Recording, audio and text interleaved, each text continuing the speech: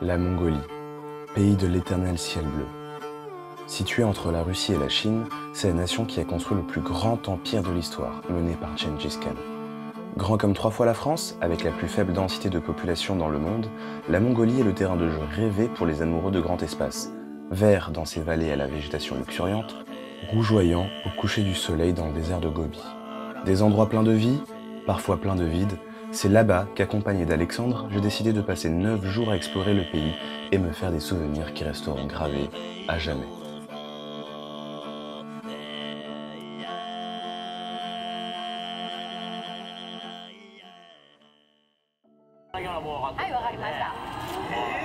Bon, on quitte la fournaise tokyoïde direction Ulaanbaatar, la capitale la plus froide au monde avec des températures pouvant chuter jusqu'à moins 40 degrés l'hiver. Appelée Yubi par les locaux, Ulaanbaatar était autrefois une ville nomade qui a changé de location plus de 20 fois. Aujourd'hui, c'est 1,3 million d'habitants qui y résident, soit presque la moitié de la population mongole. Donc ne vous attendez pas à y trouver une ville sexy, Yubi c'est une jungle urbaine à l'influence russe puisque le pays faisait autrefois partie du bloc URSS. Donc la ville présente un mélange original entre architecture soviétique, installations nomades, temples bouddhistes et gratte-ciel. Vous trouverez à Yubi des spots intéressants à découvrir comme... Salut à toi et bienvenue en Japanie. Alors aujourd'hui on est dans un centre commercial, on est à la Fnac mongolienne et on va voir en fait à quoi ça ressemble par rapport à la France. Donc j'espère que vous êtes prêts, on va pouvoir tester un peu genre la qualité des crayons. Bon ok, c'est vrai qu'on y trouve plus de centres commerciaux qu'on ne trouve de kebab en France, mais il y a aussi des... T'as un rouleau PQ à l'unité. C'est génial, et ça coûte combien là? 100 yens. Non, 50 yens. Ça va. Bon, là c'est bon, je crois qu'on a compris que 2 jours à Ulaanbaatar suffisent à faire le tour de la ville, hein. Mais ceci étant dit, il y a quand même quelques endroits qui méritent tout de même d'aller y jeter un coup d'œil, comme le complexe de monastères bouddhistes avec des temples sacrés, des statues en or faisant parfois jusqu'à 25 mètres de haut. Victime de l'Instagram, hein. Bravo. Ça, les jeunes de nos jours veulent profiter avec les yeux, ils sont en train de faire des stories. Et donc nous sommes dans la place Surbaatar, qui est donc la place où a été proclamée l'indépendance justement de la Mongolie vis-à-vis de la Chine. Et c'est une place qui est généralement utilisée pour les événements culturels. C'est un point touristique qui est assez connu du coup pour représenter la paix entre guillemets donc en Mongolie. Je prends un ticket? Ouais. Voilà. Moi tu me parles pas de mongol, hein. Je suis là. Tiens.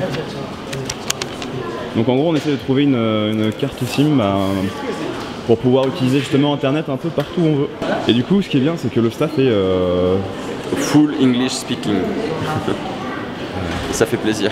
15 Go de données internet et un numéro de téléphone pour un peu moins de 5 €. Le tout bouclé en 15 minutes chrono. En Mongolie et tout spécifiquement à Ulaanbaatar, eh bien, tu trouves énormément de convenience stores, donc des combini, donc des magasins ouverts 24 h sur 24, où tu peux acheter vraiment tout ce dont tu as besoin, un peu à l'image du Japon avec les 7-Eleven et les Family Mart. Assez parlé de la capitale. Si on venait en Mongolie pour Yubi, ça se saurait. Mais non, quand on pense à la Mongolie, on pense à ces grands espaces pleins de verdure, ces steppes à perte de vue. Avant la grande aventure que l'on s'apprête à vivre dans les déserts du sud de la Mongolie, You did it? My mom made that cake, and my dad and mom cooked that dumpling. So you don't have the smell, but it smells good! direction un petit day trip en périphérie d'Ulaanbaatar.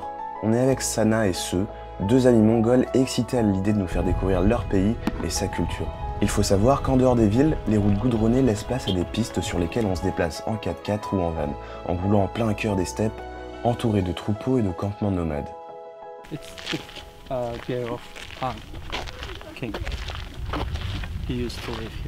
Cette première excursion, on l'a fait dans un immense parc qui s'étend sur 88 hectares, appelé 13e siècle. Comme son nom l'indique, c'est un endroit qui reconstitue en fait ce à quoi ressemblait la vie à cette époque, une sorte de royaume miniature de Gengis Khan et son empire. On y trouve le palais royal qui est l'attraction principale, hein, où on peut tester en fait des habits mongols traditionnels, savoir comment est-ce qu'ils s'habillaient, comment est-ce qu'ils réussissaient à survivre ces hivers glaciaux. So do people still like use this kind of outfit? Nowadays, maybe only at the traditional festivals. Ah, I see. Il y a aussi une ferme où l'on peut s'entraîner à monter des chevaux et déguster des produits laitiers confectionnés sur place. Okay. These are good. What kind of cheese is it? Regarde, c'est très dur. C'est le petit fromage de la campagne.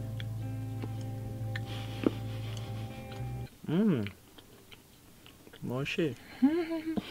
Mais le plus impressionnant pour moi, ça aurait certainement été le campement chaman, où régnait une véritable ambiance mystique, puisqu'en Mongolie, en fait, ces pratiques, elles perdurent toujours. Une partie de la population est encore chamaniste, donc de nombreux rituels ont lieu chaque année. Du coup, cette immersion historique, elle aura tenu toutes ses promesses. Mais avant d'en finir avec ce premier day trip accessible à moins de 2 heures d'Oulan-Batar, sur le chemin du retour, nous avions rendez-vous avec le grand, mais vraiment littéralement le très grand Gengis Khan. Et donc cette statue qui fait à peu près 40 mètres de haut a été construite en 2008. Et donc ce Gengis Khan immense en fait est pointé vers le sud-est de la Mongolie. Pourquoi le sud-est? C'est tout simplement parce que c'est là-bas qu'il est né en fait, il est originaire de cette partie de la Mongolie. Voilà, en tout cas on se régale, on apprécie. Il surplombe les hauteurs des montagnes de la Mongolie.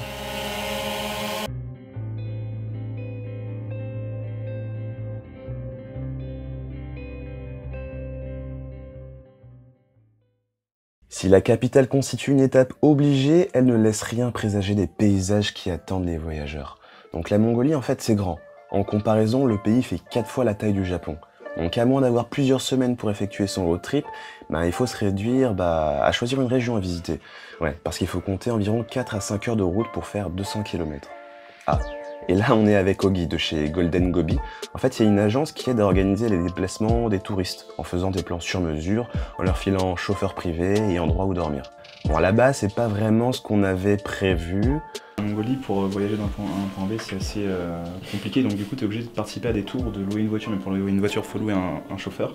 Et donc c'est pareil, ça marche de la même façon, il faut que tu te renseignes auprès des tours extérieurs. Donc tu organises un peu plus ou moins ton voyage, parce que c'est très dangereux, parce qu'en fait les GPS ne marchent pas forcément, et tu peux te perdre et donc mourir. Donc tu suis des trajets qui sont... voilà. I was before I'm trying to learn in French, but it was too hard for me. You guys, it's difficult language. Yeah, it's difficult to pronounce, right? Bonjour, je m'appelle Ogi. Oh, oh, that's nice. Comment enchanté. tu t'appelles? Ah, c'est juste le prix, tu penses qu'on va payer combien pour ce... nuit, il y a la bouffe, il y a les... Parce que là on a pour 5 jours de voyage. 250, 290 $, 250 €. Tu m'attends à 100 man. Ce qui est bien en fait avec cette monnaie, c'est que tu n'as pas de pièces, mais le revers de la médaille, c'est que tu n'as pas de grosses coupures non plus. Allez, concentré. Du coup, on a décidé de se focaliser sur la région de Gobi, dans le sud de la Mongolie, connue pour être le plus grand désert d'Asie. 7 heures de bus, voilà ce qui nous attendait sur cette première journée pour quitter Oulan-Batar et rejoindre la province de Gobi. Quand on parle de désert, on a tendance à s'imaginer une immense étendue de sable, mais ce qui fait la particularité de Gobi, c'est que seulement 5% de son étendue est en fait constituée de sable.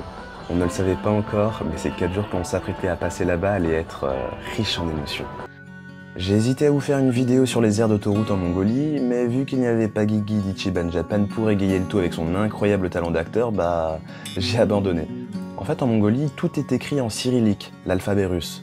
Donc autant vous dire que choisir son encart revient en quelque sorte à jouer à Plouf-Plouf. Du coup, c'est peut-être le bon moment pour vous ouvrir la parenthèse gastronomique. Donc la nourriture mongole, en fait, elle est basique. Elle est influencée par des climats extrêmes de moins 40 degrés l'hiver à parfois 50 l'été.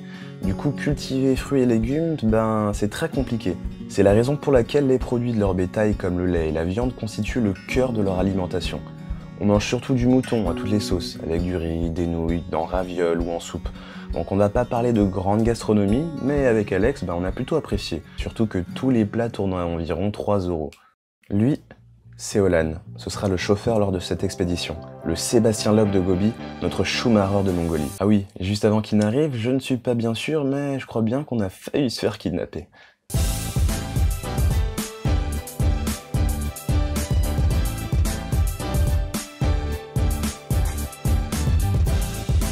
Ce qui vient de se passer, c'est qu'on attend en fait donc le chauffeur qui est censé venir nous récupérer devant le supermarché, mais il y a une caisse avec une dame et des enfants dedans qui sont venus nous dire que c'était eux qui étaient censés venir nous récupérer. Et du coup on a appelé la personne avec qui on était en contact, elle nous a dit de ne monter surtout pas dans aucune voiture, etc. Notre chauffeur c'est un homme. Qu'est-ce qui s'est passé alors? De sortir mon prénom, ça se fait en prénom quand même, tu vois. Et elle n'a pas été capable de... Et donc voilà, finalement le vrai chauffeur est arrivé et on va pouvoir voguer vers de nouvelles aventures.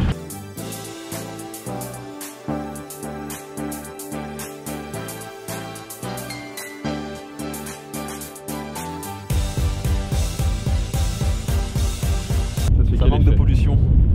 En Mongolie, les familles nomades dorment dans des yourtes. Ce sont des habitations traditionnelles et l'intérieur est à la fois spacieux et bien isolé.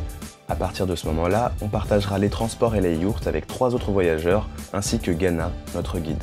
Et ce qui est bien, c'est qu'on conserve notre indépendance à pouvoir explorer et vagabonder là où bon nous semble. Mais tu sais que cet endroit, c'est l'endroit où il y a le plus de fossiles dans le monde, hein. Ah ouais? Le désert de Gobi. Là où l'on a décidé de s'aventurer en premier, c'est Tsagan Tsuvargan, connu sous le nom de White Stupa. C'est à quelques kilomètres de notre campement que l'on retrouve ces formations rocheuses qui s'étendent sur 400 mètres de long, 50 mètres de haut et qui prennent l'apparence d'une ville en ruine. Il y a plusieurs millions d'années, un océan se serait trouvé à cet endroit et les White Stupa en constituaient le fond marin. Je monte en footing. Salut Alex. Oublie pas qu'il n'y a pas de douche hein, si tu transpires. J'aime bien quand c'est sale. Vous vous doutez bien qu'en vous enfonçant dans des contrées lointaines, il faut oublier le petit confort de l'électricité et compter sur l'énergie solaire. Oubliez les sanitaires tels que vous les connaissez ou même les douches. En fait c'est dans ce bâtiment qui paye pas de mine qu'on retrouve en fait des douches, hein. Ça fait du bien une fois que tu te balades dans le désert, après avoir pris toute cette poussière, tout ce sable ambiant, de se débarbouiller un peu. Et vu qu'il y a pas mal de monde qui fait la queue etc. pour pouvoir prendre une douche, pas mal de locaux, j'imagine qu'il ne doit pas forcément y avoir accès à l'eau courante dans toutes les maisons, donc ils viennent ici prendre la douche pour, je sais pas, une fois tous les 2-3 jours, une fois par semaine, j'en ai aucune idée par rapport à leur fréquence habituelle, mais voilà, en tout cas c'est très fréquenté, donc c'est toujours intéressant en fait de voir d'un point de vue culturel en fait, comment est-ce que se déroule la vie justement dans ces petites villes au niveau du désert quoi. Les lingettes humides seront votre meilleur allié. Même les plus petites villes disposent de supermarchés assez imposants puisque les voyageurs ou locaux viennent se ravitailler en eau et en nourriture pour plusieurs jours. Donc on y trouve vraiment de tout.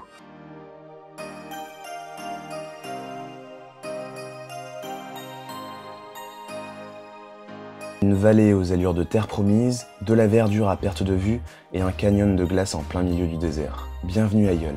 Cette charmante vallée est une zone protégée avec de magnifiques montagnes pouvant culminer jusqu'à 2800 mètres d'altitude, rendant la balade divinement agréable. Ce qui caractérise la vallée de Yol, c'est son doux climat qui fait prospérer la faune et la flore dans un univers loin des espaces désertiques. Cette randonnée le long du ruisseau est ressourçante et inspirante. Alors, je vais profiter de cette petite balade dans la vallée de Yol pour parler avec vous d'un sujet sociétal, un problème en fait dans la société mongole. C'est-à-dire, j'ai échangé avec un Mongol justement il y a quelques jours et il m'expliquait que la Mongolie faisait face à un problème majeur. C'est-à-dire que vous savez, les populations sont actuellement des populations nomades pour la plupart, c'est-à-dire qui ont bougé d'un point A à un point B tout le long de l'année.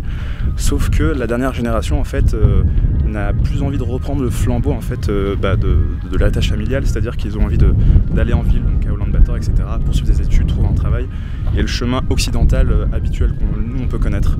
Sauf que le problème, c'est que la plus grosse partie de l'économie mongole, elle provient de l'exportation de leurs produits qui proviennent du bétail, c'est-à-dire la laine avec le cachemire, etc., donc les chèvres, les moutons, les vaches, tout ce qui va avec. Donc c'est-à-dire que si cette génération en fait ne reprend pas le flambeau, la Mongolie risque de faire face à une sorte de crise majeure, économiquement parlant, et puis même de façon qui va s'occuper en fait du bétail dans les zones inhabitées, les zones rurales quoi. Donc voilà, je trouvais que c'était intéressant et seul l'avenir nous le dira. C'est au beau milieu de la vallée que nous avons décidé de camper, un petit coin de tranquillité où l'on a planté nos tentes et cuisiné le dîner. Bon. Toujours pas d'électricité, de 4G ou autre artificialité, mais c'est tant mieux. C'est la meilleure façon de contempler les étoiles filées dans l'immensité de notre Voie lactée. Ouais, je suis un poète à mes heures perdues. Au bout de la vallée, on trouve la gorge de Yol. C'est là-bas qu'on retrouve une épaisse couche de glace protégée en fait de la lumière du soleil et qui perdure même à cette époque de l'année. Okay, I have one question for you. Yeah. What is your image of Japan? Just like a kimono, you know? Yeah. And the woman wearing wooden shoes. Yeah. And standing like a marmot or something like it. Yeah. I just imagine Japan is like a takeable. Yeah, always like. Yeah, so, irashaimase. So, yeah, irashaimase, konbanwa, arigatou gozaimasu, konnichiwa. Yeah, I like Japan. Yeah. First country I want to travel is Japan.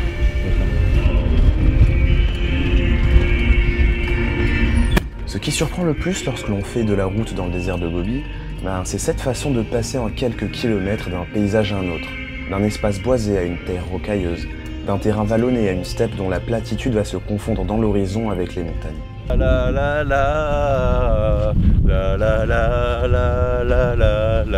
Dites-moi si vous trouvez dans les commentaires, j'en ai absolument aucune.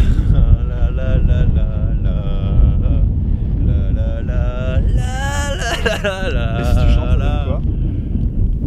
Je veux juste une dernière danse. Kyo. Putain, ah ouais, mais c'est pas possible.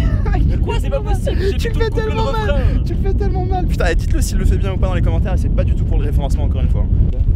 Who is that? Yeah. Bosnino? Bosnino? Yeah. So what does Bosnino mean? Bosnino means like very good meaning like you know yeah you are my friend yeah. En vrai, Bosnino ça veut dire du cul. Mais bon, elle veut pas nous le dire, donc moi je vous le dis les gars, parce que moi je suis un vrai. On va se battre. Pourquoi comme ça, ton avis? Le sport de prédilection en Mongolie, c'est la lutte. Vous le savez peut-être déjà, mais au Japon, la plupart des champions de sumo sont mongols. Les hommes mongols aiment le contact physique. Et alors qu'on était en pleine pause, notre chauffeur Olan voulait nous voir, Alex et moi, nous affronter. Bon, voilà.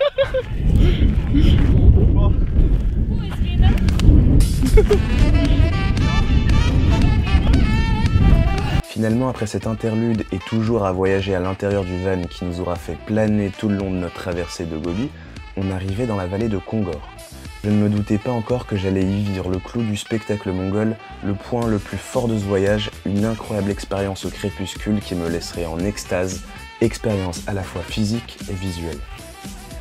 Kongor est un passage obligatoire lors de toute découverte du désert de Gobi.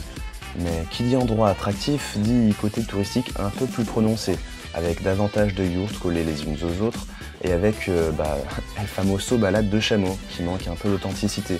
Bon après ça reste une expérience toujours bonne à prendre. Olan en a d'ailleurs profité pour nous apprendre la version mongole du pierre-feuille-ciseau, une partie pleine de testostérone.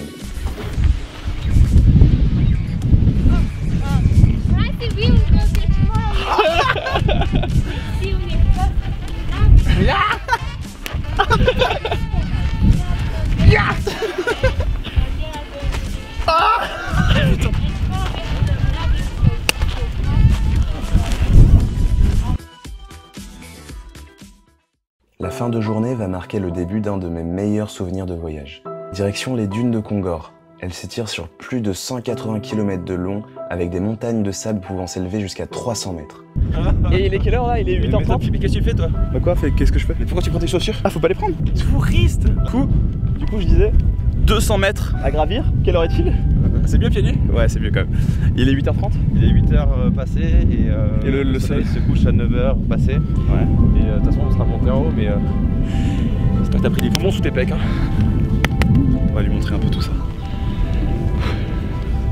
Parce qu'il n'y a pas d'escalier comme à la dune du Pilat. Combien de temps d'ascension tu penses? Là, tu vois les gens quand ils marchent en zigzag là-bas? Ouais. Ça veut dire que c'est assez pentu, donc tu veux que je prenne ta caméra pour avoir des images quand même, parce que quand tu vas mourir ça servira à rien. Ouais. L'ascension est bien plus difficile qu'il n'y paraît, en effort permanent puisque même lorsque l'on avance, le sable vient nous faire reculer. Imaginez-vous être sur votre vélo dans une pente à 10% de dénivelé où vous devez constamment pédaler pour avancer. Arrivé au sommet, c'est la délivrance. Le sable fin sous les pieds, le coucher de soleil flamboyant et surtout un panorama exceptionnel qui se dévoile, avec d'un côté une mer de dunes de 15 km avec des montagnes au loin, et de l'autre côté l'immense plaine verdoyante. Vient ensuite le temps de la descente, certains la font en luge. Donc si vous avez l'équipement pour, vous pourrez même surfer sur ces 300 mètres de pente raide et soyeuse. Et une fois redescendu au pied, on finit par revenir à la réalité. La réalité d'un dernier jour à Gobi, c'est qu'il faut ensuite faire tout le chemin inverse pour entrer jusqu'à Ulaanbaatar, soit pas moins de 13 heures de transport pour aller la capitale depuis Kongor. 13 heures si tout va bien et que ton véhicule tient le coup jusqu'au bout. Accident sur le bord de la route en Mongolie, donc notre véhicule en fait commence à fumer, on est au milieu de nulle part. C'est pour ça que quand tu voyages dans le désert de Gobi, en fait les voitures vont soit voyager par groupe de 2 pour pouvoir s'entraider mutuellement en cas de pépin mécanique de l'un ou de l'autre, soit vont prendre suffisamment de nourriture pour survivre facilement une semaine parce que tu peux te retrouver bloqué comme maintenant dans le désert. Tu sais pas si tu vas avoir du trafic, de personnes qui vont passer pour pouvoir eux appeler à l'aide pour toi ou te dépanner. Donc voilà, juste règle de base de survie. Bon, ça fut une petite pause sympathique ma foi. T'as eu peur un peu ou pas? Non, trop pas, j'ai confiance. Bon, au final ça aurait été rapide, ça aurait pris une petite demi-heure de réparation mécanique de la part de notre chauffeur et puis bon, on est reparti du coup. Sur le chemin, un peu plus au nord, un dernier site mérite le détour. Les falaises flamboyantes, plus communément connues sous le nom des Flaming Cliffs. Encore une fois, le paysage qui s'y dévoile est magique, avec le contraste entre la roche ocre et la végétation verte au loin. Limite, on se croirait l'histoire d'un instant dans le Grand Ouest américain. Il y a 70 millions d'années, ce lieu était une forêt tropicale où déambulaient les dinosaures. C'est la raison pour laquelle cet endroit est mondialement connu aujourd'hui comme un lieu regorgeant de fossiles. En fait, cet endroit a la particularité d'être l'endroit où on retrouve le plus de fossiles de dinosaures dans tout le monde. Donc vous pouvez le voir avec la structure rocailleuse, la terre aride, etc. Ça s'y prête plutôt pas mal en fait et ça ressemble à l'image qu'on peut se faire justement d'un site préhistorique. Donc non, ma foi, c'est plutôt pas mal. Hein. Moi j'aime bien. Ça fait très Breaking Bad, Arizona, etc. aussi. Ce qui est bien avec la Mongolie et Oulan-Batar, c'est que vous avez autant de possibilités d'aventure en fonction du nombre de jours dont vous disposez. Même si vous êtes à 24 heures de quitter le pays, vous pouvez vous retrouver dans un tout autre décor. Fatigué des déserts, des terres arides, du sable ou même des steppes infinies, que diriez-vous de prendre un petit peu de forêt? Et donc cette fois-ci on a Bogd-Khan qui est l'une des montagnes sacrées de la Mongolie. En fait elle se situe à environ 1 heure, 1 heure et demie de route de Oulan-Batar. En gros cette montagne elle fait environ 2500 mètres d'altitude. Tu peux y faire une randonnée plutôt sympathique et pour nous en tout cas c'est l'occasion de se décrasser après tous ces jours passés dans le désert. Donc ça fait plaisir de retrouver de la forêt, des montagnes et une verdure, une végétation un peu différente de ce qu'on a vu sur ces précédents jours. 2h30 d'ascension plus tard, on a très bonne visibilité, très belle vue. Bon, le plus important c'est pas la vue, c'est l'effort. Grave, c'est qu'on aille là-haut. Ok, vas-y, allons-y. Un voyage en Mongolie, c'est une visite hors du temps. L'un des derniers endroits sur Terre où la vie nomade reste une tradition. Le seul endroit sur Terre où les moutons sont 35 fois plus nombreux que les hommes. Des rues animées de la capitale aux grands espaces naturels changeants, c'est un pays tout en contraste, qui surprend en permanence. Une claque culturelle et visuelle, un voyage éprouvant mais ressourçant. Donc finalement, ces 9 jours se sont écoulés à vitesse grand V, c'est déjà la fin de cette épopée, mais ce que je peux vous dire avec certitude, c'est que ce n'est pas la dernière fois que j'y mettrai les pieds.